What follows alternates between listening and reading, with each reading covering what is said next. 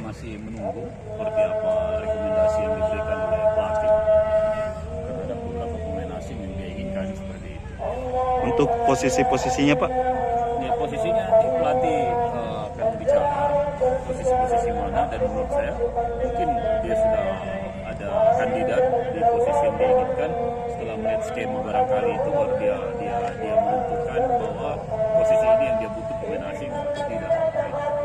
Untuk paling lambat mungkin Pak, kapan akan tiba di Indonesia? Paling lambat Pak, mungkin target untuk? Mungkin saya baru meeting sama pelatih besok untuk melihat seluruh jadwalnya dan sebagainya, untuk meeting detail, untuk merampungkan squadnya, dan dari situ kita bisa kelihatan tanggal berapa para pemain-pemain asing itu sudah harus ada di Indonesia.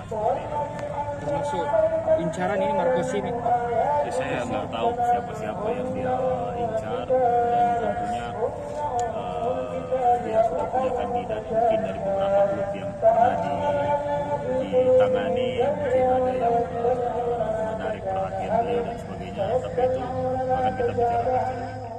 Terima kasih sudah nonton. Jangan lupa like, subscribe, dan share ya.